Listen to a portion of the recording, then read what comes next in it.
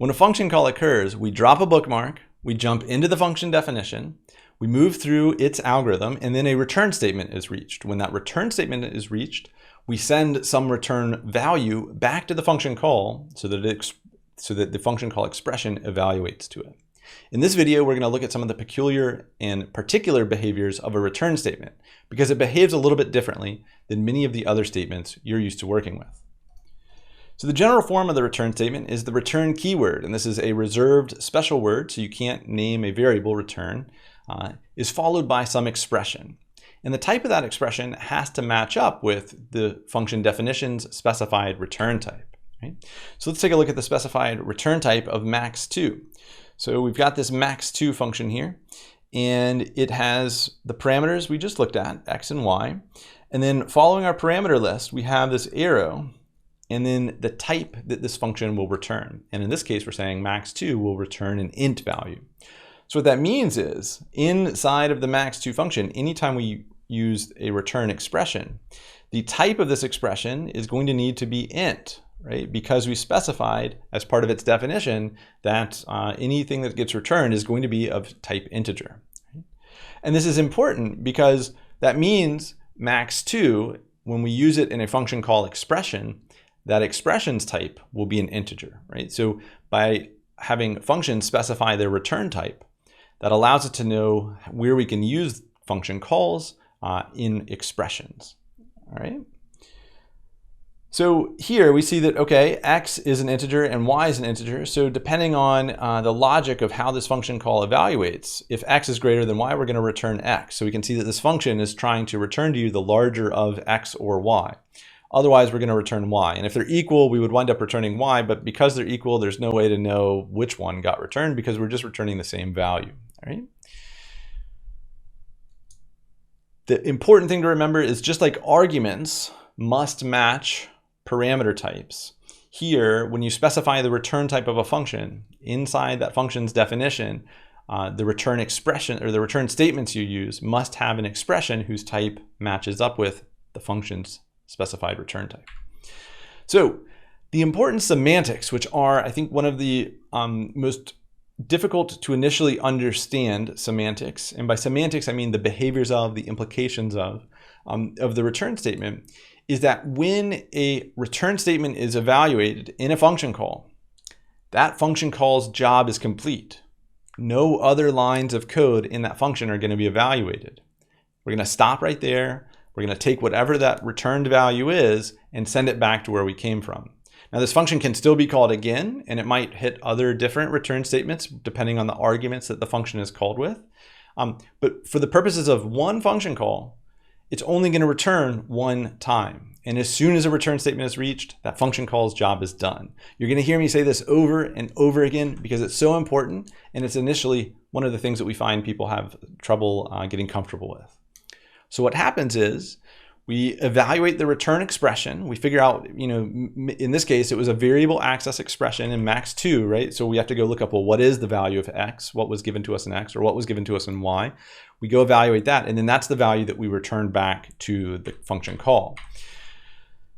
When a return statement is evaluated, after that expression resolves to one value, when we know what is the actual value this function is returning, because it could have been arithmetic, it actually could have been another function call. We just do whatever that expression says and we evaluate it. Then when we take that return, that value, and return it back to where the function call originated from. This is always, always true. And where this is particularly potentially confusing is sometimes return statements happen before, in places where there's other code that would have evaluated after it in the function definition if the return statement wasn't there. So let's take a look at an example where this is demonstrated. We've got our max2 function, and we have no else branch, just like we showed on the previous slide. And we've got this variable initialization step. Notice that we, on the right-hand side, have a function call expression. So we need to figure out what does this function call expression evaluate to. And we should check and see, does this function definition exist? Yes, the name max2 is defined over here. Is there agreement between the arguments, which are two ints, and the parameters, in which case there are two int parameters? So yes, that's the case. Oops. And so then what we're going to do is, but actually before I jump into this function call, I want to point out one other thing that we can do to what I would call desk check that this function call is used properly. We can look at the return type and notice that the return type here says this, when this function is called, it's going to give us back an integer. And that means that we're going to get back some int value. We don't know what int value we're going to get until we go and evaluate this expression. But notice that this corresponds to how we're trying to use it. We're trying to assign the result that's returned to us from this call to max2 to the result variable here. All right. So let's follow out these steps. We've checked to be sure this is a valid function call, and this checks out. So the next thing we would do is we would set up some stack memory, and we would pass our arguments into our parameter values, right? So notice that in our stack memory, I've set up my return address, and that return address corresponds to the line that this function call occurred on. So we're saying this is L1, it's line 1, all right? And notice that we've got X initialized to 10 and Y initialized to 5, okay? So we're good to go, and we jump into this function definition. And now we tasked, is X greater than Y? Well, we need to look up, well, what is X in this function call? Well, in this function call, X is 10. So 10, is that greater than Y, which we looked that up, and it's 5. So is 10 greater than 5? And that's true, because this Boolean expression evaluates to true, right? So if true means that we're going to go into the then block, and we need to evaluate this return expression. So if that is true, then we reach the return expression, which says return X. When we reach this, we need to evaluate, well, what is X? So we once again look up X's value is 10, okay? And we will record or document that the return value of this function call is 10. And what that means is we're going to take this value 10 and send it back to the return address. We're going to send it back to line 1. So this function call to max2 is going to evaluate to 10. Right? And then if we wanted to carry out what happened after this function call completed, 10 would be assigned to result, and this line of code would be fully evaluated. All right. Every function call returns only once. And this is the important, big, massive, huge, fundamental takeaway that you need to have after watching this video. A function call can have many return statements. We saw in max2, there's 2 return statements, right?